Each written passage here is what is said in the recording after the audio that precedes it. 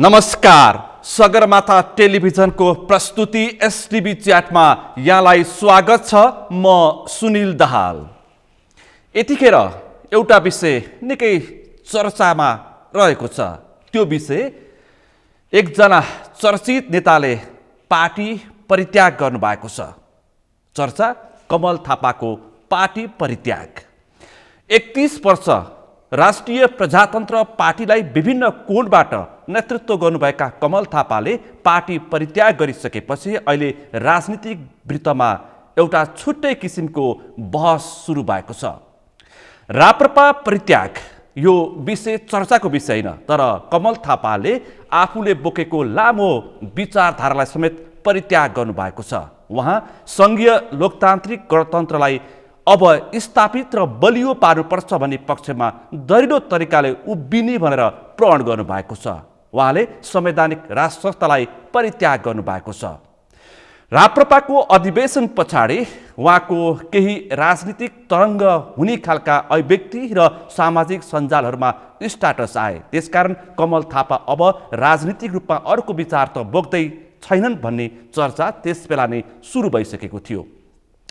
गीता छोएर राप्रपा छोड्दिन भनेका थापाले किन छोडे राप्रपा र किन यति लामो वैचारिक सङ्घर्षलाई परित्याग गरे? आज हामी विशेष गरी यो एउटा विशेष प्रकारको विषयमा छलफल गर्दैछौँ, किनकि यो राजनीतिमा अनौठो सन्देश पनि हो।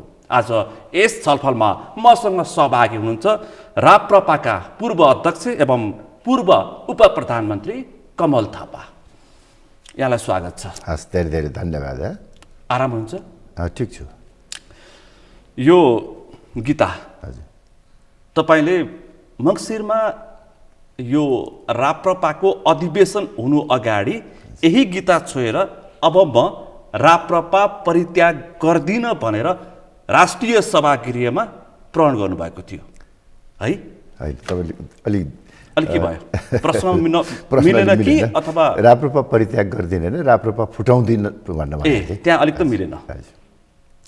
अनि अहिले राप्रपा फुटायो कि कमल थापाले परित्याग गरे त? त्यसो भए परित्याग गरेको।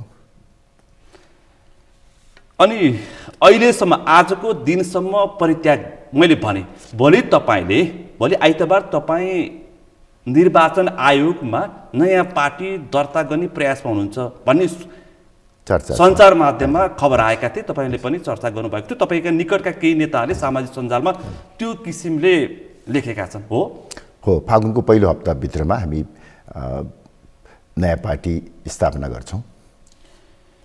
तपाईँसँग सँगै जो सहयात्री थिए राप्रपाका करिब 3 दर्जन नेता तपाईँको वरिपरि छन्। अहिले तिनीहरू सँगै गए भनेदेखि राप्रपा परित्याग हुन्छ कि पार्टी फुटाएको हुन्छ? अब म पार्टीबाट अलग भएको छु, पार्टीमा छैन। त्यस कारणले गर्दाखेरि मैले पार्टी फुटाउने भन्ने प्रश्नै भएन नि। म त पार्टीको अब साधारण सदस्य पनि छैन। त्यस कारणले गर्दाखेरि यो त नयाँ सिर्जना गर्ने कुरा हो। यो पार्टी मैले फुटाउन चाहेको भए अहिले पनि कानुन बमोजिम 40% पुर्याएर फुटाउन सक्थेँ। त्यो बाटोबाट म गइनँ। म पार्टीबाट अलग भएँ। अब अलग भएपछि मेरो अगाडि 3वटा विकल्प छन्। एउटा विकल्प अब विश्राम लिने, दोस्रो विकल्प अरू कुनै पार्टीमा जाने, तेस्रो विकल्प नयाँ सिर्जना गर्ने। यो 3वटा विकल्पमध्ये नयाँ सिर्जना गर्ने विकल्प सबैभन्दा उपयुक्त लागेर हामीले त्यो बाटो रोजेका हौँ। अहिले तपाईँको उमेर कति भयो? अहिले म 66 पुगेँ। 66 नागेर 66मा हिँड्दैछु। 66? हजुर। 66 वर्षको यो अवस्थामा कमल थापाले पार्टी परित्याग गर्नुपर्ने र वैचारिक सङ्घर्ष पनि त्याग्नुपर्ने र अर्को विचार बोक्नुपर्ने यस्तो बाध्यात्मककारी अवस्था किन सिर्जना भयो? यो आज तपाईँ र मेरो बहस सामान्य प्रकारको होइन, किनकि तपाईँ जस्तो कमल थापाले सङ्घीय लोकतान्त्रिक गणतन्त्रलाई आत्मसात गर्नु, संवैधानिक राष्ट्र संस्थालाई परित्याग गर्नु र राप्रपा छोड्नु भनेको यो लामो राजनीति गर्नेहरूप्रति एउटा दृष्टान्त हो। यो ऐतिहासिक विषय प्रसङ्ग हो। यो अनि यसमा म अलिकति केही कुरा प्रश्न पारौँ। प्रश्न पार्नुहोस् त। सबभन्दा पहिलो कुरो त के भने हेर्नुहोस्, नेपालकै राजनीतिमा पनि विश्वको राजनीतिमा पनि अलिकति विचार नमिलेपछि, आफूलाई चित्त नबुझेपछि आफूले आबद्ध रहेको पार्टीबाट अलग भएका थुप्रा दृष्टान्तहरू छन्। नेपालमै पनि हेर्नुहुन्छ भने नेपाली काङ्ग्रेसका संस्थापक नेता विश्वेश्वर प्रसाद कोइराला पछिको दोस्रो नेता गणेशमान सिंहले आफ्नो जीवनको उत्तरार्धमा नेपाली काङ्ग्रेस परित्याग गर्नुभयो। त्यसै गरी नेपाली काङ्ग्रेसकै अर्को शीर्ष नेता कृष्णप्रसाद भट्टराईले नेपाली काङ्ग्रेस सैद्धान्तिक विचलनमा गएपछि सो पार्टी परित्याग गर्नुभयो जीवनको उत्तरार्धमा, र उहाँहरूको निधन हुँदाखेरि उहाँहरू दुवै नेपाली काङ्ग्रेसमा हुनुहुन्थेन। र अहिले मैले पनि जुन नयाँ सिर्जना गर्ने बाटो लिएको छु, यो मेरो निमित्त त्यति प्रिय कुरा होइन। जुन पार्टीको स्थापना कालदेखि 31 वर्षभन्दा लामो समय त्यो पार्टीको निर्माणमा, त्यो पार्टीको विस्तारमा, त्यो पार्टीको विचार निर्माणमा मैले महत्त्वपूर्ण योगदान पुर्याएँ। र खास गरी 2063 सालको राजनीतिक परिवर्तनपछि नेपालको राष्ट्रिय राजनीतिमा एउटा वैकल्पिक विचार बोकेर म क्रियाशील भएँ र करिब 1.5 दशक मैले राष्ट्रिय प्रजातन्त्र पार्टी नेपाल र राप्रपाको नेतृत्व गरेँ। यसरी आफूले रगत पसिना बगाएर खडा गरेको पार्टीबाट अलग हुनुपर्दा स्वाभाविक रूपमा अहिले पनि मलाई पीडा बोधको अनुभव भइरहेको छ। तर म किन चाहिँ यो होइन, मलाई अलिकति मलाई क्लियर गरिदिनुहोस्। तपाईँकै हजुर जवाफलाई सहज हुने गरी तपाईँले मनदेखि पार्टी छोड्नु भएको हो कि परित्याग गर्नु भएको हो कि दिमागबाट? होइन, यो सुन्नु, तपाईँ अलिकति सैद्धान्तिक विचार पनि तपाईँले अध्ययन गर्नुहुन्छ, तपाईँ आध्यात्मिक पनि हुनुहुन्छ, त्यसकारण मैले सवाल जोडेको। होइन, दुवै हो। हेर्नुहोस्, अलिकति म चाहिँ भावनामा बगेर पनि यो निर्णय गरेको हुनसक्छ, अलिकति मेरो दीर्घकालीन सोचाइ पनि छ, नभए होइन। हेर्नुहोस्, र वास्तवमा त्यसरी आफूले रगत पसिना बगाएर खडा गरेको पार्टीबाट अलग हुनुपर्दा कसैलाई पनि खुसी लाग्दैन। हेर्नुहोस्, र म किन यो पार्टीबाट अलग हुनु पर्यो यसका बारेमा सूक्ष्म रूपमा विश्लेषण गरिदिनको निमित्त पनि म मेरा सहयोगी शुभचिन्तक साथीहरूलाई आग्रह गर्न चाहन्छु। यो कुनै भावावेशमा आएर यो मैले आफ्नो व्यक्तिगत स्वार्थको लागि गरेको निर्णय होइन। मङ्सिरको राप्रपाको राष्ट्रिय अधिवेशनमा राजेन्द्र लिङ्गदेलसँग पराजित भएपछि विचलित भएर कमल थापाले राप्रपा छोड्यो भनेर यस्तो किसिमको टाक्से प्रश्न गर्ने तपाईँको जवाब के छ? नितान्त चाहिँ तपाईँको अन्तर्वार्ता आज धेरै नेपालीहरूले प्रत्यक्ष हेर्नु भएको छ, तपाईँले प्रश्न जवाफ दिनुपर्छ, तपाईँ अलिकति स्पष्ट वक्ता पनि हो। हजुर, होइन, त्यो नितान्त एउटा अचुवा किसिमको विश्लेषण हो। म हेर्नुहोस्, वास्तवमा नेपालको राष्ट्रिय राजनीतिमा झन्डै 3 दशकभन्दादेखि यता एउटा शीर्ष केन्द्रीय तहमै छु। मैले राजनीति विद्यार्थी जीवनदेखि गरेँ। 2027 सालमा तत्कालीन विद्यार्थी सङ्गठनमा आबद्ध भएर म राजनीतिमा क्रियाशील भएको हो। यो करिब 5 दशकको मेरो राजनीतिक जीवन यात्राको क्रममा म धेरै पटक हारेको छु, धेरै पटक लडेको छु, तर हारेर मैले त्यो विचलित भएको छैन। म त एउटा खेलाडी पनि हो। हेर्नुहोस्, तपाईँलाई थाहा छ, मलाई थाहा छ। र खेलाडीको निमित्त हार र जित एउटा स्वाभाविक परिणाम हो। हार र जित दुवैमा समभाव रहने चरित्र मेरो छ। र यो पनि म चाहिँ स्पष्ट गरौँ, पार्टीको महाधिवेशन निर्वाचनको मतगणना सकिने बित्तिकै मलाई लाग्छ मतगणना सकिएको 5 मिनटभित्रमा मैले आफ्नो हार स्वीकार गरेर राजेन्द्र लिङ्गदेनलाई बधाई दिएँ र शुभकामना दिएँ। र तपाईलाई सफल तुल्याउनको निमित्त मेरो योगदान रहनेछ भन्ने मैले उहाँलाई आश्वस्त पनि पारेँ। त्यसकारणले हारेको कारणले होइन। हेर्नुहोस्, मैले 63 सालमा जुन अत्यन्तै प्रतिकूल परिस्थितिमा जुन विचारलाई बोकेर हिँडेँ, 62-63 को आन्दोलन पछाडि त तपाईलाई आफ्नो विचार टेकाउन पनि अत्यन्तै कठिन थियो। हजुर। तपाईको घर घेरिएका थिए, हो। तपाईको घरको वरिपरि तपाई धुम्मराई बस्दाखेरि हजुर। हो क्यारे, हो। त्यहाँ मरेका कुकुरहरू तपाईको घरको गेटमा हो। फ्यालिएका थिए। हो, त्यहाँ लगेर तपाईको पुतला फ्यालिएको थियो, हजुर। गेटमा ढुङ्गा हानिएको थियो। हो। सबै दृष्टान्त सञ्चार माध्यममा अझै पनि छन्। हजुर, त्यस्तो अवस्थामा तपाईले संवैधानिक राज संस्था, हिन्दू राज्य सहितको संवैधानिक राज संस्था बोक्नु भएको थियो। तर यतिकै तपाईले पार्टी छोड्नुभयो कि निर्वाचन लगत्तै तपाईले बधाई दिनुभयो। त्यसपछि निरन्तर सामाजिक सञ्जालमा तपाईको स्ट्याटस आयो। मानिसहरूले के भने भन्दाखेरि यति धेरै कठिन यात्रा गर्यो कमल थापाले, यति किन हचुवा भरमा किन विचलित भयो भनेर प्रशस्तै प्रश्न गरेका छन्। तपाईको प्रति आरोप कहाँ छ भन्दाखेरि पूर्व राजा ज्ञानेन्द्र शाहले मेरो राजनीतिक करियर समाप्त गर्ने गम्भीर प्रकारको चलखेल गरे भन्ने तपाईको पूर्व राजाका राज संस्थाका सदस्यहरूप्रति तपाईको प्रत्यक्ष आरोप छ। यो लुकाउने कुरा किन छैन भन्दाखेरि तपाईले सामाजिक सञ्जालमा पनि सक्नु भएको छ। प्रश्न पार्नुहोस्, त्यसपछि तपाईलाई पनि आगामी राजनीतिक यात्रामा अलिक सहज हुन्छ जस्तो लाग्छ है मेरो विचारमा। तपाईलाई लाग्छ? मलाई प्रश्न पार्नको निमित्त तपाईँले समय दिनुभयो भने प्रश्न पार्ने हो। तपाईँ अब प्रश्न यति लामो गरिदिनुहुन्छ कि ठिक छ। त्यसैले म तपाईँले अघि भन्दै थिएँ कि वास्तवमा 63 सालको राजनीतिक परिवर्तनपछि अलिकति तपाईँले पनि सङ्केत गर्नुभयो, पटक पटक मलाई थुनामा राखियो। जहाँ अलिकति अस्थिरता देखिन्थ्यो कमल थापाले दोष देखाएर मलाई थुनामा राखेको थियो। मधेसमा आन्दोलन भयो, मलाई थुनियो र मलाई दिएको थुनुवा पुर्जीमा मधेसको आन्दोलनलाई चर्काउने काम गरेको हुँदा तपाईलाई सुरक्षा कानुन अन्तर्गत थुनिएको छ भनेर राख्यो। यसरी म पटक पटक थुनामा परिरहेको थिएँ।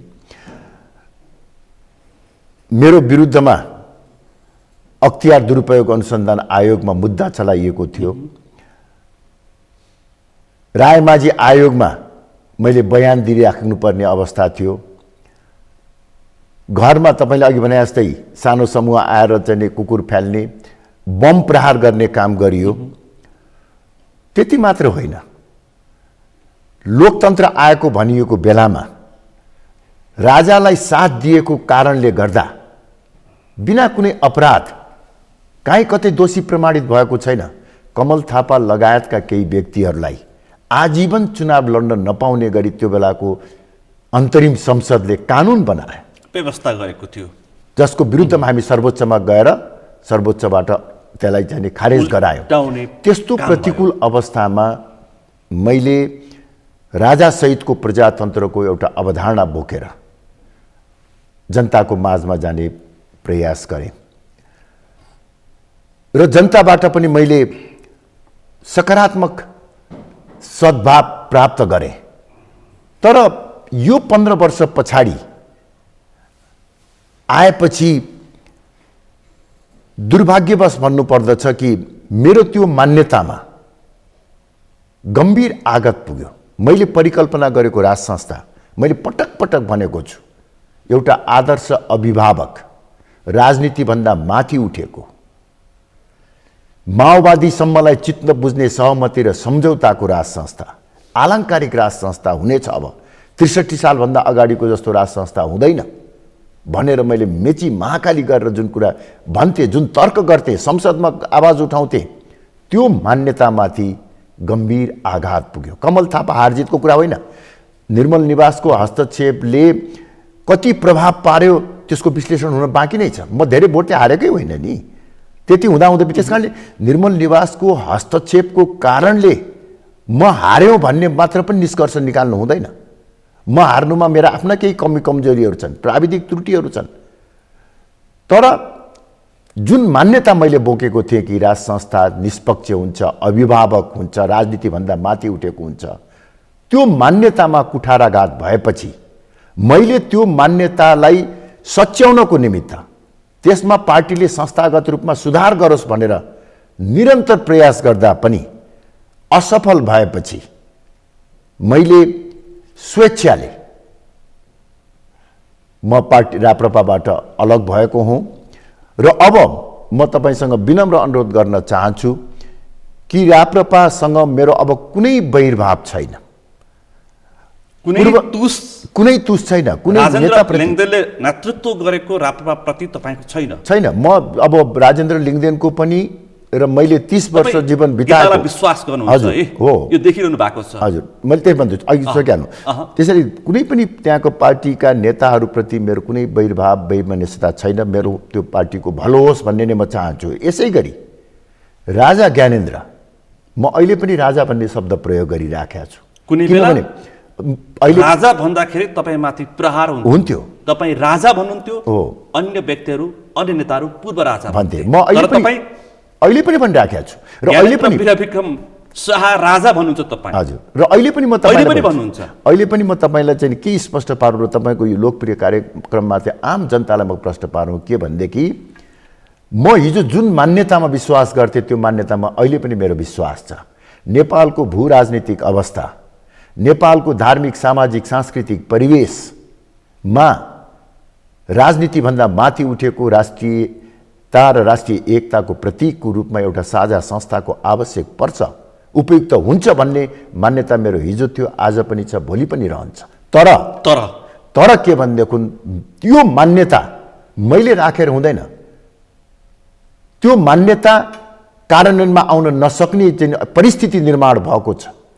त्यो परिस्थितिमा अब त्यो मान्यता केवल सैद्धान्तिक मात्र हुने भयो, केवल प्राज्ञिक मात्र हुने भयो, व्यवहारिक र कार्यनीति हुन सक्दैन, नहुने भयो। हजुर, 31 वर्ष तपाईले नेतृत्व गरेको विचार, 31 वर्ष तपाईँ सबैभन्दा कान्छो मन्त्री हुने व्यक्ति पनि हो है जस्तो लाग्छ है मलाई। कान्छो त होइन, तर म धेरै कम उमेरमा 30-31 मा भएको, 28-29 वर्षको उमेर समूहमा तपाईले यो मुलुकको हजुर हैन प्रशासनिक नेतृत्व गरिसकेको व्यक्ति, 31 वर्षसम्म राज संस्थाको प्रवृत्तिलाई नचिन्ने तपाईँ असफल राजनेता हो हैन। यसरी पनि अर्को विषय कोणबाट छलफल गर्न सकिन्छ। कमल थापा असफल राजनीतिज्ञ हो त्यसो भए? हैन, सुन्नुस् न के भनेदेखि किनकि तपाईको विचारले फेल खायो। हजुर, राज संस्थाप्रतिको मेरो आस्था विश्वास 30 वर्षको मात्र होइन, 50 वर्ष भन्दा पनि 50 वर्षदेखि राज संस्थाप्रति मेरो आस्था विश्वास रहँदै आयो। अहिले पनि राज संस्थाप्रतिको मेरो आस्था र विश्वासमा कुनै कमी छैन, मैले अघि पनि भने हेर्नुहोस्।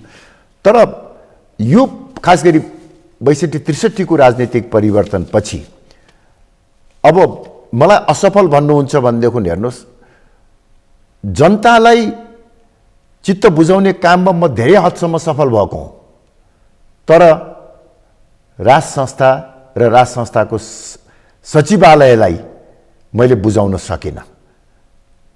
सत्तामा जाँदा र सत्तामा जान कमल थापा सफल, वैचारिक हिसाबमा कमल थापा असफल, यो प्रश्न कतिको जायज हुन्छ? यो एकदम गलत हो, त्यो जायज हुँदै हुँदैन, यो एकदम गलत बुझाइ हो।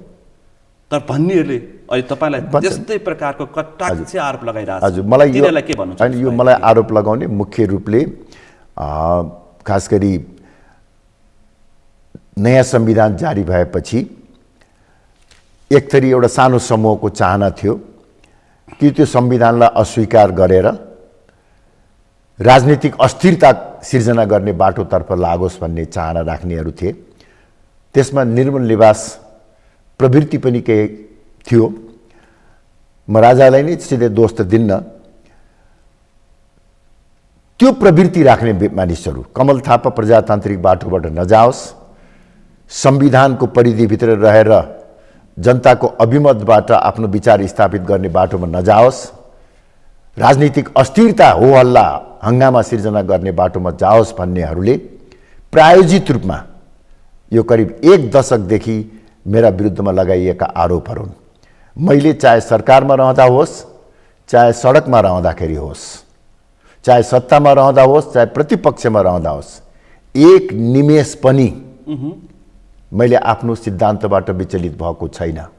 यो कुराको साँची त म तपाईको यो आजको यो कार्यक्रमकै माध्यमबाट यो कुराको सबैभन्दा ठुलो महत्त्वपूर्ण साँची त पूर्व प्रधानमन्त्रीहरू केपी ओली, पुष्पकमल दाहाल प्रचण्ड र वर्तमान प्रधानमन्त्री शेरबहादुर देउवा हुनुहुन्छ। उहाँको सरकारमा जाँदाखेरि उहाँहरूले मलाई कहिले पनि तपाईँ आफ्नो एजेन्डा छोडेर हामीसँग सहकार्य गर्न आउनुहोस् भनेर मलाई उहाँहरूले कहिले पनि भन्नु भएन, दबाब दिनु भएन, कहीँ हस्ताक्षर गराउनु भएन।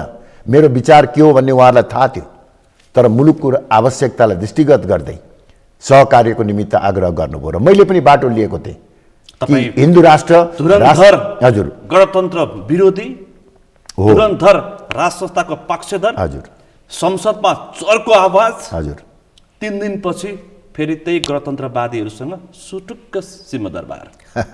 सुन्नुहोस्, अब यो एकदम प्रश्नैमा चाहिँ तपाईँको चाहिँ आग्रह छ कि वास्तवमा यसलाई नै अलिक सकारात्मक ढङ्गबाट चाहिँ पनि भन्न सकिन्छ होइन। बजारमा जे जस्ता विषय उठे आम नागरिकमा त्यही प्रश्नको रूपमा मैले तपाईँलाई जस्ताको तस्तै प्रस्तुत गरेको मात्रै हो। जस्ताको तस्तै चाहिँ धैर्य छैन र कुनै आग्रह पूर्वाग्रह पनि छैन। तपाईँको व्यक्तिगत आग्रह पूर्वाग्रह नलगो होला, तर चाहिँ सडकमा पनि आग्रह पूर्वाग्रहबाट लगाइएका चाहिँ आरोप प्रत्यारोपलाई मलाई लाग्छ चाहिँ अब एउटा चेतनशील नागरिकले अथवा चाहिँ एउटा चाहिँ परिपक्व सञ्चारकर्मीले त्यही ढङ्गबाट सडकमा छरालिएका चाहिँ कुराहरूलाई उचाल्दै हिँड्ने पनि होइन।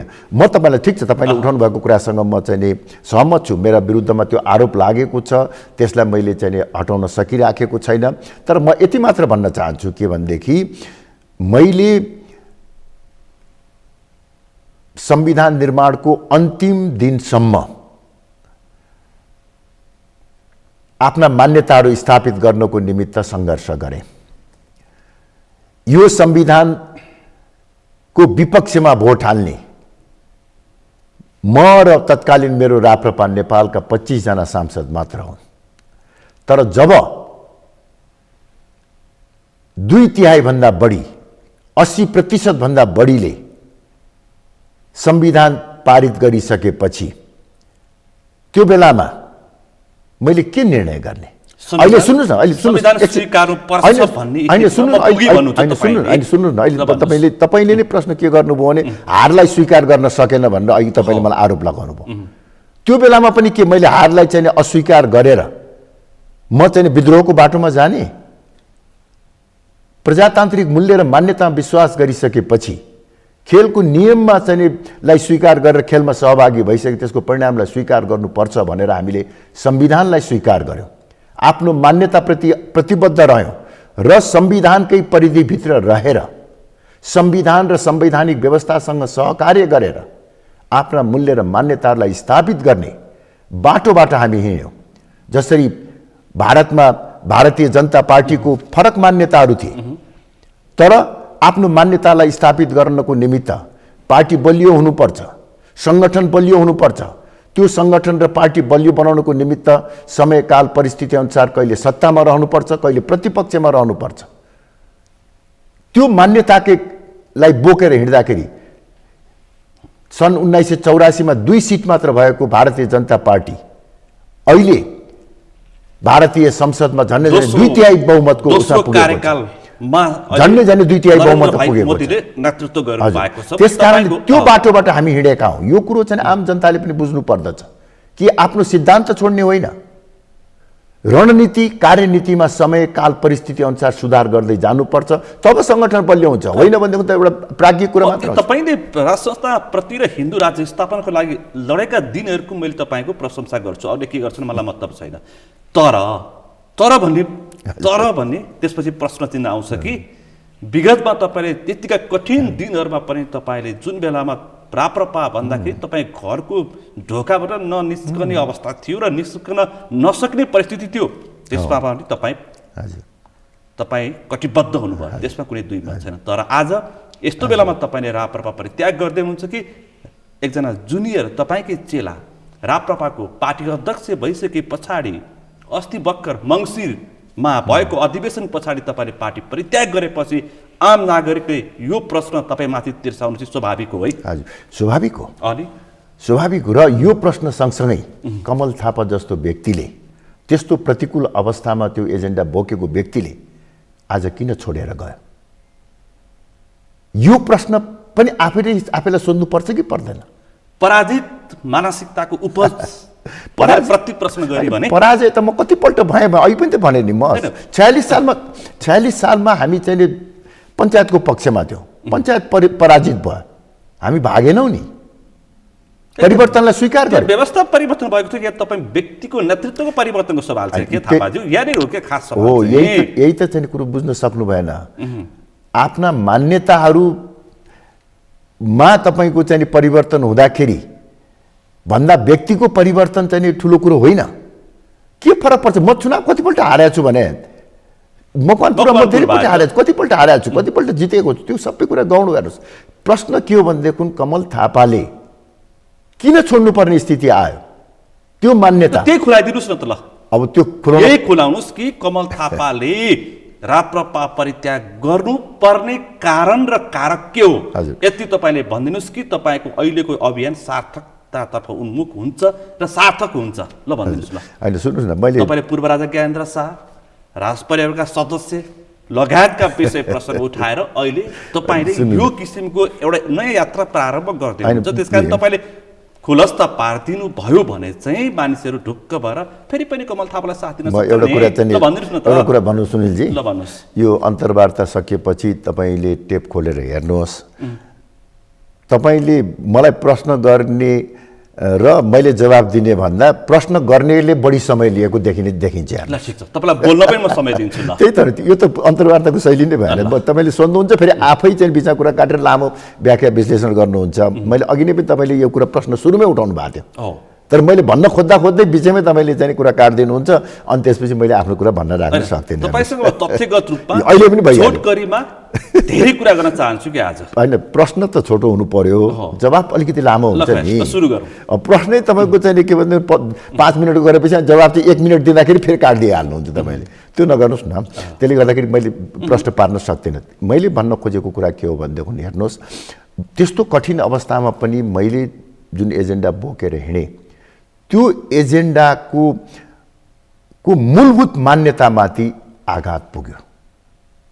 त्यो आघात पुगेको अवस्थामा मैले त्यसलाई सच्याउने प्रयास गरेँ, तर जब त्यो सच्चिने अवस्था रहेन, मेरो मूलभूत मान्यतालाई राप्रपाले बोकेर हिँड्न सक्ने अवस्था भएन, त्यो स्थितिमा मेरो निमित्त या विश्राम गर्ने या मेरो मान्यतालाई बोकेर हिँड्ने, अहिले पनि म जुन अब नयाँ सिर्जना गर्न खोजिराखेको छु, म मेरो मान्यतालाई चाहिँ बोकेर अगाडितिर बढ्दैछु। त्यहाँबाट पलायन भएर होइन, खालि आफ्नो मान्यताप्रति दृढ रहँदै अगाडि बढ्ने कुरा मात्र हो। म त्यसबाट विचलित भएको छैन। त्यसलाई अगाडितिर बढाउने एउटा नयाँ भेहिकलको हामी खोजीमा छौँ। तपाईँले बोकेको यो विचार राजेन्द्र लिङ्गदेललाई अध्यक्ष मानेर राप्रपाबाट नै त्यो सम्भावना थिएन, छैन। किनभने चाहिँ होइन, त्यो ल्यागत र क्षमता उहाँसँग छैन। होइन, त्यो ल्यागत र क्षमताको प्रश्नै होइन। यहाँ प्रश्न के हो? प्रश्न के हो भनेदेखि राज संस्था राजनीतिभन्दा माथि उठेको, पार्टीको आन्तरिक मामिलामा हस्तक्षेप नगर्ने,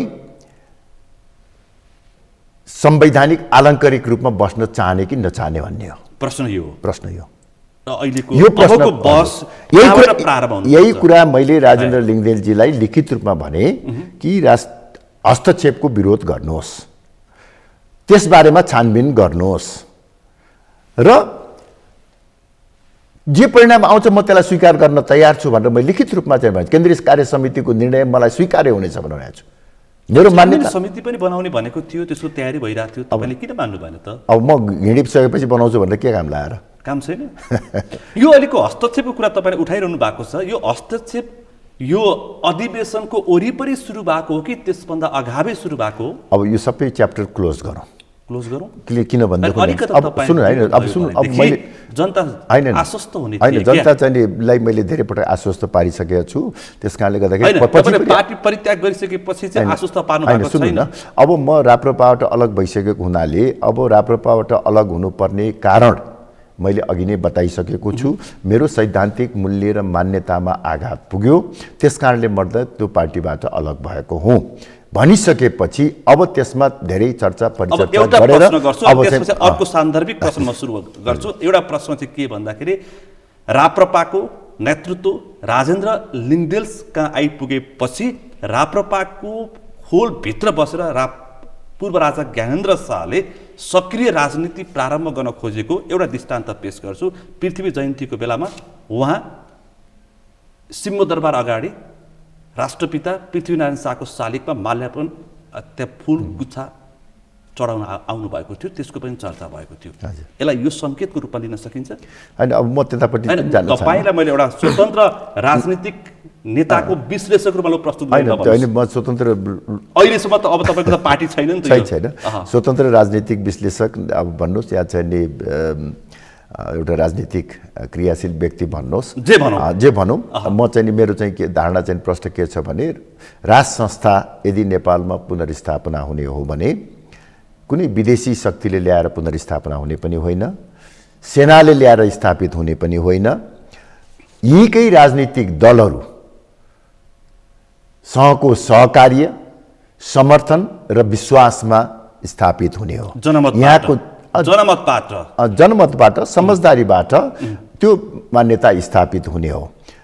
राजनीतिक अस्थिरता खडा गरेर अथवा यसलाई अझ यो प्रश्न पार्नु, राजनीतिक दलहरू असफल भए भनेर राजा आउने होइन। राजनीतिक दल असफल भयो भने त अर्को दल आउँछ, अर्को दल आउँछ। एउटा उठान गर्न पाएको छैन, फेरि अलिकति 1 मिनट त बोल्न दिनुहोस् न।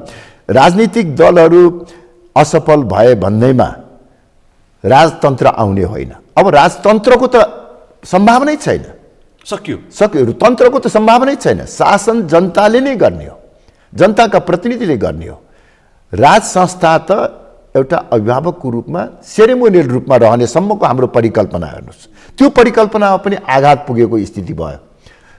त्यसकारणले गर्दाखेरि मैले भन्न खोजेको मूल कुरो चाहिँ के हो भने अन्य कुनै शक्तिहरूले स्थापित गरिदिने होइन, यहाँकै जनता र राजनीतिक पार्टीहरूले चाहिँ गर्ने। तर दुर्भाग्यवश यो 15 वर्षको बिचमा राजनीतिक दलहरू र राज संस्थाको बिचमा वा राजा ज्ञानेन्द्रको बिचमा सुमधुर सम्बन्ध कहिले पनि हुन सकेन। दरबारका सचिवहरूले, निर्वाचका सचिवहरूले राजालाई जहिले पनि दिग्भ्रमित गराए र राजाको प्रत्येक सन्देशमा राजनीतिक दलहरूप्रति विष बमन गर्ने, राजनीतिक नेताहरूलाई असफल साबित गर्ने हो। नेताहरू असफल साबित भएछन्, जनतामा उनीहरूप्रति वितृष्णा छ, तर त्यो बलमा चाहिँ राज संस्थाको स्थापनाको परिकल्पना गर्ने होइन। यो मान्यता नै मलाई लाग्छ चाहिँ ठिक ढङ्गबाट बुझ्न नसकेको कारणले गर्दा अहिलेको यो परिस्थिति आएको। अब पूर्व राजा ज्ञानेन्द्र शाहले पुनः नारायणहिटी दरबार सङ्ग्रहालय भएको छ, नारायणहिटी दरबारमा पुनः फर्किने अब आशा चाहिँ नगरे हुन्छ। त्यसपालिदेखि यो च्याप्टर क्लोज भयो। अब राजनीतिमा चाहिँ कतिपय कुराहरू हुँदैन, तर अहिलेको परिस्थितिमा अब राप्रपाको खोलभित्र बसेर सक्रिय राजनीतिको प्रयास नगरे हुन्छ। हजुर, निश्चय पनि। यदि त्यो गर्ने प्रयास गरेको छ भने तपाईँको आशंका? हजुर, निश्चय पनि। खैर, अब तपाईँ चाहिँ गणतन्त्रवादी नेता है, कस्तो दिन आए? त्यो पनि होइन। के हो त? वास्तवमा मैले अघि नै भनिसकेको छु, राज संस्थाप्रतिको सैद्धान्तिक निष्ठा मेरो अहिले पनि छ। तपाईँको त मुद्दै परिवर्तन भइसक्यो नि, हिन्दुत्व, सुशासन र समृद्धिको मूल एजेन्डा भनेपछि त राज संस्था भने तपाईँले कतैबाट अलिक कूटनीतिक र कुटिल भाषा प्रयोग गरेर बोल्दै नबोल्दा पनि फरक पर्दैन होला सायद है। थापाज्यू, मैले यही नाराले नै सबै कुरा प्रश्न बोल्छ। होइन, अबको हाम्रो गन्तव्य, हामीहरूको अब चाहिएको मार्गचित्र भनेको हिन्दू राष्ट्र, सुशासन र समृद्धि नै हो, त्यसमा शङ्कै छैन। भनेपछि कमल थापा सङ्घीय लोकतान्त्रिक गणतन्त्रको अब नेता। तपाईँ त्यो भन्दै हुनुहुन्छ, तर मैले त्यस्तो त्यहाँ लेखेको छैन। यसको सङ्केत त यही नै हो, संवैधानिक राज संस्था भन्ने शब्दै छैन अब यहाँ। छैन, अहिले छैन। भनेपछि कमल थापा गणतन्त्रको नेता, गणतन्त्रवादी नेता। भनेपछि अब तपाईँको सहयात्रा नेपाली कङ्ग्रेस, नेकपा माओवादी केन्द्र, नेकपा एमाले लगायतका गणतन्त्रवादी पार्टीहरूसँग हुन्छ, राप्रपासँग हुँदैन? होइन, किन तपाईँको चाहिँ हिजो चाहिँ हामी राजावादी हुँदाखेरि काङ्ग्रेस र चाहिँ कम्युनिस्टसँग सहकार्य थिएन र हिजो थियो नि त चाहिँ, त्यस कारणले जोसँग पनि सहकार्य हुन सक्छ। यति छिटो तितो छ अनि कसरी चाहिँ मिठो होला त? अब राजनीतिक लामो यात्रा छ नि त, आजको भोलिको कुरा होइन यो त चाहिँ गन्तव्य त हाम्रो धेरै टाढा छ, त्यसमा पुग्दाखेरि कोसँग सहकार्य हुन्छ त्यो आफ्नो ठाउँमा छ। चर्चा के छ भन्दाखेरि कमल थापा नेकपा एमालेसँग नजिक छ, किनकि यी विषय अहिले तपाईँले उठाएका एजेन्डाहरू चाहिँ केपी शर्मा ओलीको पनि कतै कतै एजेन्डासँग मिल्छ। पछिल्ला उहाँलाई पनि तपाईँ राष्ट्रवादी नेता भन्नुहुन्छ केपी शर्मा ओलीलाई, र तपाईँ र केपी शर्मा ओलीको अत्यन्तै निकट सामिप्यता छ पनि भन्ने गरिन्छ। भनेपछि अबको सहयात्रा तपाईँको केपी शर्मा ओलीको पार्टी नेकपा एमालेसँग हुनसक्छ, त्यसमा कुनै असम्भव कुरो भएन। नेकपा एमाले देशको एउटा राष्ट्रवादी प्रगतिशील प्रजातान्त्रिक पार्टी हो। हाम्रा केही मान्यताहरूमा भिन्नता छ, सहकारी भएर अगाडि जान सकिन्छ र अन्य राजनीतिक दलहरूसँग पनि हाम्रो सहकार्य हुनसक्छ। अब तुलनात्मक रूपमा विगतको भन्दा अब अलि सजिलो हुन्छ। किन भन्दाखेरि मैले एउटा प्रश्न फेरि अलिकति छुट्याएँ। यहाँ तपाईँको राप्रपाको अधिवेशनको क्रममा पुस्तान्तर र हस्तान्तरको निकै चर्चा भयो। यो प्रश्न तपाईँ आएको बेला मैले उठाइनँ भने त्यो गल्ती हुन्छ मेरो। यस्तोसम्म कि चर्चा भयो कि पुस्तान्तर र हस्तान्तर एउटा यथास्थितिवादी पार्टी, जडसूत्रवादी पार्टी जो परिवर्तन गर्न चाहँदैन, चाहन्न, त्यस्तो पार्टीमा समेत पुस्तान्तर र हस्तान्तरण भयो भनेर त्यस बेला चर्चा भएपछि अन्य ठुला दलकालाई समेत तपाईँलाई पनि थाहा छ प्रभाव र दबाब बढ्यो हो नि। यो पनि एउटा अर्को चर्चाको विषय हो, किनकि नेतृत्व परिवर्तनको सवाल निकै उठेको छ। यसलाई चाहिँ अब कुन रूपमा लिने त? यो त एउटा सकारात्मक पाटो होइन र एउटा कोणबाट पुस्तान्तरण भने के? नेतृत्व नयाँ, व्यक्तित्व परिवर्तन, निरन्तर एउटै व्यक्तिपछि अर्को व्यक्ति आउनु भनेको अलिकति आशा पलाउनु पनि हो। तपाईँको चाहिँ अब नेतृत्व उमेरको आधारमा वर्गीकरण गर्ने होइन, पुस्ताको आधारमा वर्गीकरण गर्ने होइन, योग्यता, क्षमता र आवश्यकताको आधारमा हुने कुरा हो। अब कम उमेरका व्यक्तिहरू पनि नेतृत्वमा आउन सक्दछन्, त्यसलाई पनि सकारात्मक रूपमा लिनु पर्दछ। र त्यसपछि अब परिपक्व व्यक्तिहरू पनि नेतृत्वमा आउन सक्दछन्। यसलाई चाहिँ मलाई लाग्छ उमेरको आधारमा यो चर्चा परिचर्चा गर्नु आफैमा तपाईँको एउटा चाहिँ त्यो त्यति युक्तिसङ्गत कुरा होइन। तपाईँ यो अहिलेको राप्रपाको नयाँ नेतृत्वको लागि पुस्तान्तर हस्तान्तर भन्न रुचाउनुहुन्छ कि हुँदैन?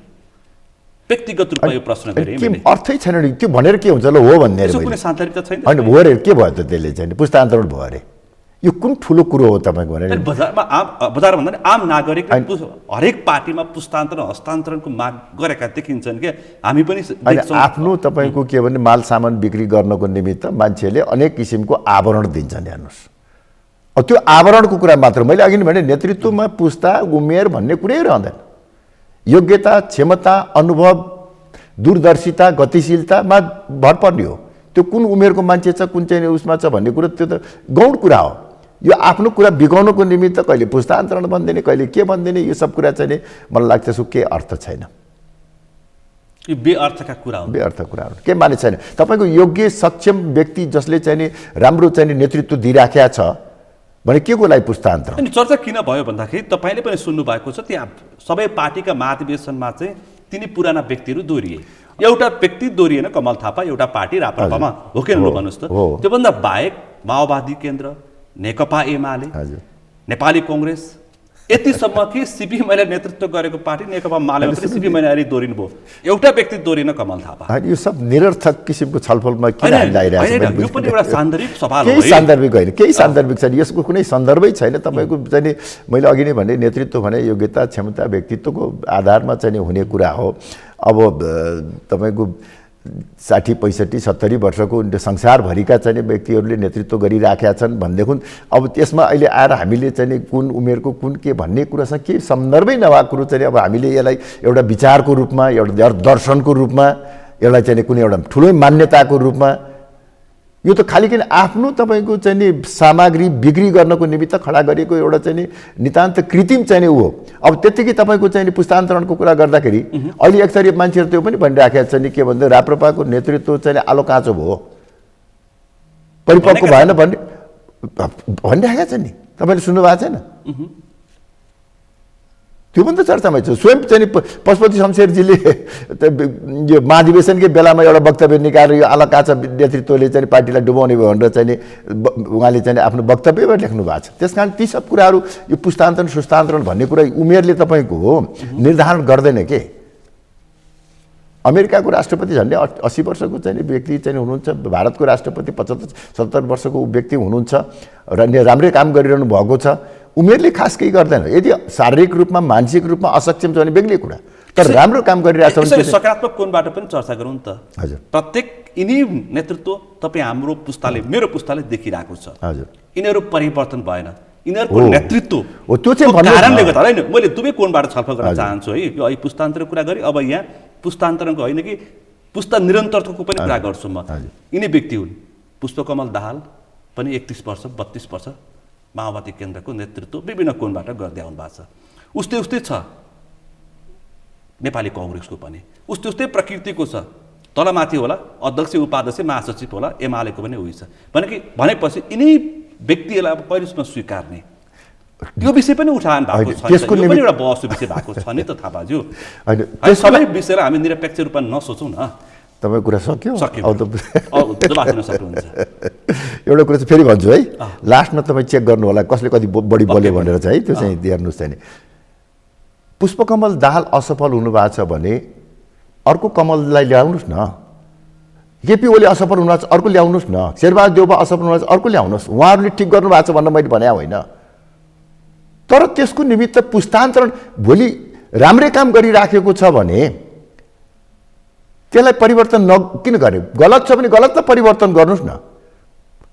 कुनै एउटा पार्टीमा परिपक्व व्यक्तिले राम्रै समयसम्म चाहिँ नेतृत्व गरिराखेको छ, राम्रै ढङ्गबाट काम गरिराखेको छ भने सबैमा त्यो पुस्तान्तरण भन्ने त होइन नि।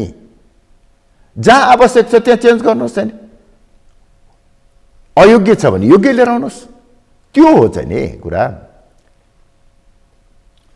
राप्रपामा त्यही भएको हुनसक्छ। मलाई चाहिँ के भनेदेखि चाहिँ हुनसक्छ पार्टीका साथीहरूले अहिलेको बेलामा चाहिँ उपयुक्त ठानेन, म हारेँ, यसलाई म स्वीकार गरिहाल्छु नि, के आपत्ति हो? मलाई त्यसमा के समस्या छैन। समस्या केही समस्या छैन। मेरो त खालि के भने सैद्धान्तिक मान्यतामा कुठाराघात भयो। मैले भोलि राज संस्थाको एजेन्डा कसरी बोकेर जाने? जब मान्छेहरूले भन्छन् तिम्रै पार्टी जहाँ 100% राजावादी छन्, त्यो पार्टीमा चाहिँ नि स्वयं राजा र राजाको सचिवालयबाट हस्तक्षेप हुन्छ भने त्यो राजा भोलि पुनर्स्थापित भयो भने राजनीतिमा हस्तक्षेप हुँदैन, प्रजातन्त्रलाई मास्ने काम हुँदैन, पार्टीमा हस्तक्षेप हुँदैन। हामी कसरी विश्वास गर्ने भनेर चाहिँ तपाईँ जस्तै पत्रकारले सोध्नु भने मैले के जवाब दिने हो? यो जवाब खोज्नको निमित्त मैले पार्टीलाई चाहिँ सैद्धान्तिक रूपमा सुधार गर्न खोजेको हुँ। राज संस्थाको एजेन्डालाई नै अझ हामीले चाहिँ सशक्त रूपमा लैजाने हो भने राप्रपाले भन्न सक्नु पर्दछ कि राजा पार्टीमा हस्तक्षेप नगर, राजाका सचिवालयले राजनीतिमा सक्रिय हुने चाहिँ दाउपेच नगर, सेरेमोनियल भएर बस्ने कुरा चाहिँ उपयुक्त हुन्छ भनेर राप्रपाले जुन दिन भन्न सक्छ तब मात्रै त्यो दिन पुनः कपाल थापा राप्रपामा जान सक्छ। यो मान्यतालाई म अब लिएर हिँड्छु। यो मान्यतालाई लिएर अहिले तपाईँले सोध्नु नि गणतन्त्र के भनेर, म त्यो विवादमै जान चाहन्न। हेर्नुहोस्, गणतन्त्र हो कि राजतन्त्रवादी हो भन्ने छैन। म सैद्धान्तिक रूपमा अहिले पनि नेपालमा एउटा सेरेमोनियल राज संस्था उपयुक्त हुन्छ भन्ने मान्यता राख्छु। हेर्नुहोस्, तर त्यसलाई म चाहिँ के भनेदेखि राज संस्था पुनर्स्थापनाको एजेन्डा अहिले बनाउँदिनँ, यति मात्र हो। हेर्नुहोस्, किनभने अहिलेको चाहिँ जुन निर्मल निवासको हस्तक्षेपले त्यो मेरो मान्यता कुठाराघात भएको, यति मात्र हो। हेर्नुहोस्, चाहिँ विचारमा लिङ्ग छुटिया छैन। मेरो आफ्नो विचारमा निरन्तरता छ। त्यो मेरो विचारबाट जुन विचारलाई मैले आधार बनाएर राप्रपालाई अगाडि बढाउन खोजेको थिएँ, त्यो विचारबाट राप्रपा चाहिँ अलग भयो। राप्रपाले त्यो हस्तक्षेपको निन्दा गर्न सकेन, त्यति मात्र हो। हेर्नुहोस्, तपाईँले राष्ट्रपतीय प्रणाली स्वीकारेको हो भन्दा फेरि के होला? त्यो त अहिले पनि राष्ट्रपति प्रणाली हुनुहुन्छ, यही प्रणाली अन्तर्गत हामी छौँ। जबसम्म चाहिँ नि हामीले आफ्ना मान्यताहरू स्थापित गर्न सक्दैनौँ तबसम्म संविधान र संवैधानिक व्यवस्थाले कायम गरेका संस्थाहरूसँग हामी सहकारी गरेर हिँड्ने हो। खैर, अब तपाईँको यो नयाँ पार्टीमा एउटा प्रस्तावित नाम आएको छ, राष्ट्रिय एकता पार्टी। यो प्रस्तावित छलफलको पार्टीको नाम हो। तपाईँको मुद्दा हिन्दुत्व, सुशासन र समृद्धिको मूल एजेन्डा छ। यसमा तपाईँसँग ती रहेका, किनकि अहिलेको राप्रपाको नेतृत्वमा तपाईँको बहुमत सदस्यहरू छन्, उहाँहरूको तपाईँसँग यात्रा हुन्छ कि हुँदैन? यो मलाई थाहा छैन। हेर्नुहोस्, म त अब एक्लै छु अहिले। छलफल त तपाईँ होइन, म अहिले एक्लै पार्टीबाट अलग भएको छु र अब मेरो मान्यता, मेरो विचार र मेरो चाहिँ नि कार्यशैली, मेरो नेतृत्वमा जसलाई आस्था र विश्वास छ, उहाँहरू सहभागी हुनुहुन्छ। पहिला पार्टी दर्ता हुन दिनुहोस्, त्यसपछि चाहिँ थाहा भइहाल्छ नि। छलफल त तपाईँले दैनिक रूपमा जस्तो गरिरहनु भएको छ, आन्तरिक रूपमा उहाँहरू तपाईँको छलफलमा केही त सहभागी पनि हुनुभएको छ। त्यसकारण उहाँहरू पनि तपाईँसँग सहयात्रा गर्नुहुन्छ। हजुर, गर्नुहुन्छ। अब निर्वाचनको तयारी कसरी गर्नुहुन्छ? प्रतिस्पर्धामा जानुहुन्छ? अहिले अब निर्वाचन आइसक्यो नि त, स्थानीय तहको निर्वाचन। अब पहिला पार्टी स्थापना हुन दिनुहोस्, त्यसपछि हामी निर्वाचन सम्बन्धी तयारी गर्छौँ। निर्वाचनमा हामी भाग लिन्छौँ। हामी हाम्रा अब सहयोगी पार्टीहरूसँग सहकार्य गरेर यो निर्वाचनमा सहभागी हुन्छौँ। पहिलो निर्वाचनको सहयात्राको लागि, चुनावी गठबन्धनको लागि तपाईँको पहिलो प्रस्ताव कुन दलसँग हुन्छ? अहिले हामीले त्यसबारेमा चर्चा गरिसकेकै छैनौँ। सम्भावना चाहिँ नि अब सबको ढोका सबैसँग खुला छ। हुन त तपाईँले यसभन्दा अघि पनि एमाले कङ्ग्रेससँग पनि चुनावी प्रतिस्पर्धामा सहयात्रा गर्नुभएको। तपाईँ मकवानपुरबाट कङ्ग्रेससँग, राजेन्द्र लिङ्गदेनले झापामा एमालेसँग अथवा कम्युनिस्टहरू वामपन्थीहरूसँग सहकार्य गरेकी हो। सम्भावना तिनै छन्। केहीले अहिले भनेका छन् कि यो रायमाझी प्रकरणको अर्को दृष्टान्त पेश गर्दैछन् कि सामाजिक सञ्जालमा, कम्युनिस्ट पनि हुँ भन्ने, दरबार पनि छिर्ने। यो पनि मैले हिजो 2-4 स्टाटस देखाएको थिएँ तपाईँको केही सञ्चार माध्यमको अन्तर्वार्ता पछाडि। यसलाई कुन रूपमा बुझ्ने? केशरजङ रायमाझी प्रवृत्ति वामपन्थीहरूले भने अनि बुझेँ। मसँग त्यसको के सान्दर्भिकता भएर छ नि? त्यसरी पनि जोड्दैछन् कि मान्छे जसले जोडाएको छ त्यो गलत छ। त्यसमा केही सान्दर्भिकता, केही त्यसको चाहिँ अर्थै छैन। त्यो कुनै त्यसमा तुक नै छैन। अब के प्रसङ्गमा जोडिरहेका छन्, त्यो अज्ञान र अनभिज्ञता मात्र हो। त्यसमा कुनै केही छैन। यो एमसिसी अब यो चर्चाको विषय उठान गर्नुपर्छ। तपाईँ आइसकेपछि यसरी कसरी टुङ्ग्याउने? यो त अत्यन्तै कठिन भयो, जटिल भयो।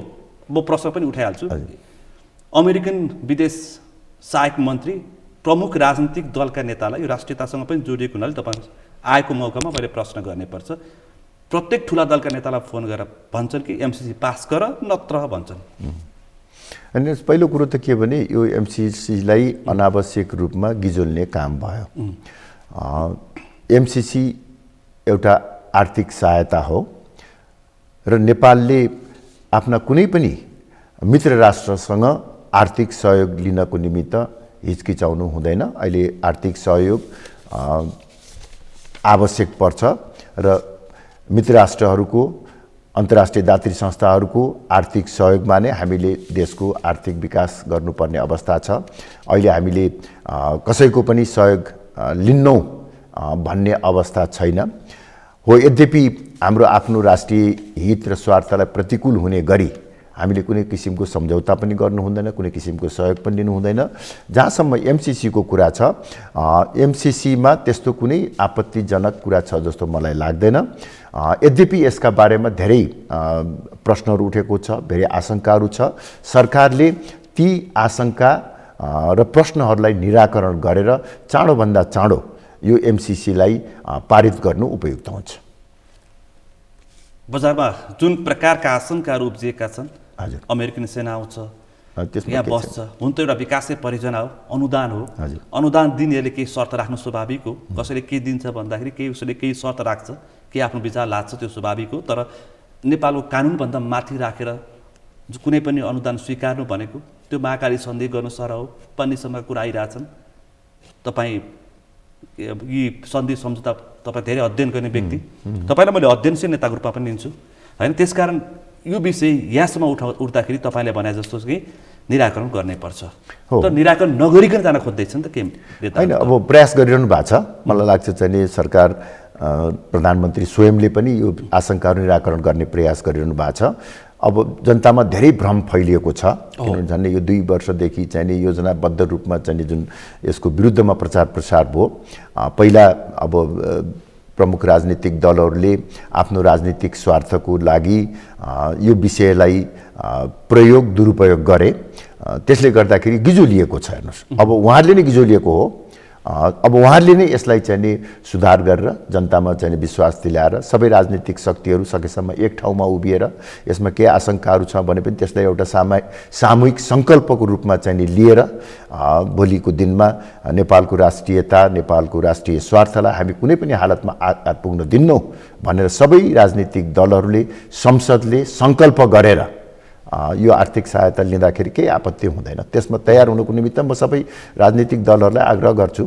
हिजोका पत्र पत्रिका तपाईँले पनि पढ्नुभयो होला। हजुर, यो एमसिसी नेपालमा यति धेरै गिजलिनु र किचलो हुनुको उपज छिमेकी मुलुक चीनसँग जोडेर हैन उसको अदृश्य यसपछि बल छ भन्ने किसिमका पनि तर्क वितर्कहरू आइरहेका छन्। तपाईँलाई के लाग्छ? होइन, अब त्यसमा चाहिँ नि जुन किसिमको अब शङ्का उपशङ्काहरू भइराखेको छ, अब त्यसको बारेमा त्यस्तो स्पष्ट तथ्यगत जानकारी मलाई छैन। हेर्नुहोस्, त्यस कारणले कुनै पनि एउटा मुलुकलाई हामीले त्यसरी आरोप लगाउनु हुँदैन। होला आफ्नो स्वार्थ, रणनीतिक स्वार्थहरू सबै मुलुकका हुन्छन् र छिमेकी मुलुकहरूलाई त्रसित, आशंकित, चिन्तित हुने गरी हामीले कुनै काम पनि गर्नु हुँदैन।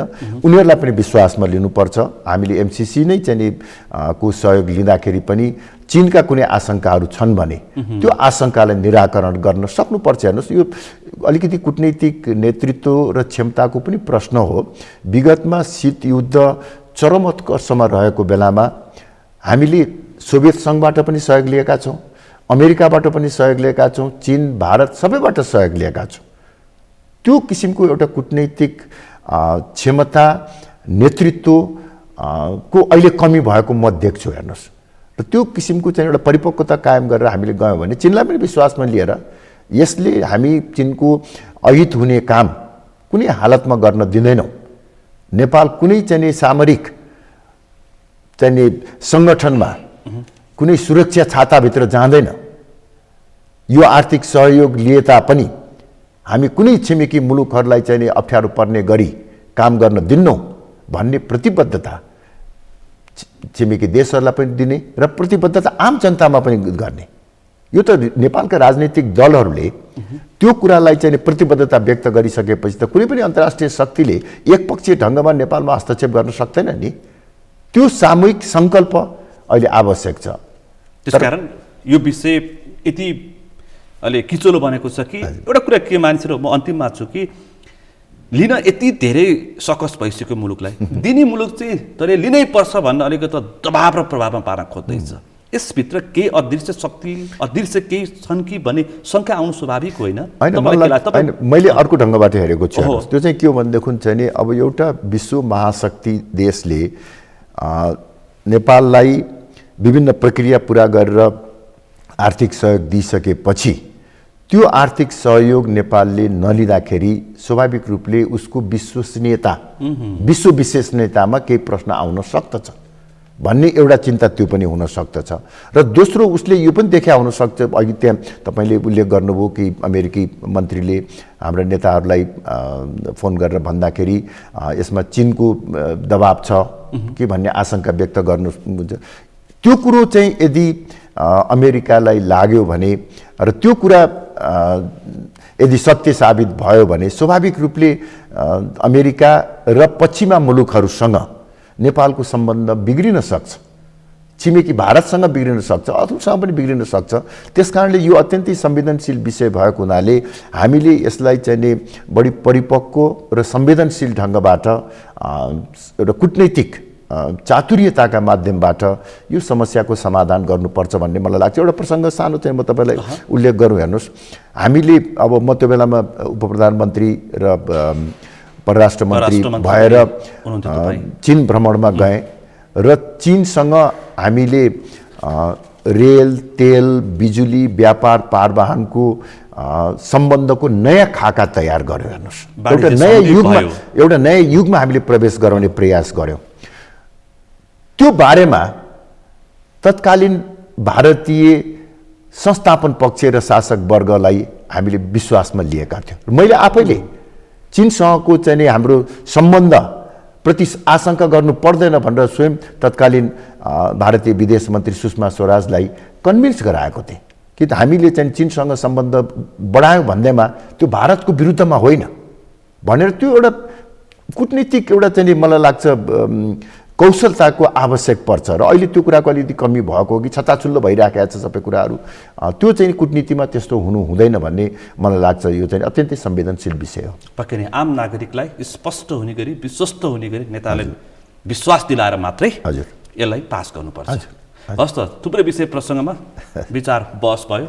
केही विचार बहसमा तपाईँले स्पष्ट हुने हजुर आफ्नो प्रयासमा पनि तपाईँ रहनुभयो र आम नागरिकमा तपाईँको नयाँ यात्राप्रति जुन चासो, चिन्ता र अविश्वास छ त्यसलाई पनि तपाईँले निराकरण गर्ने प्रयास गर्नुभयो।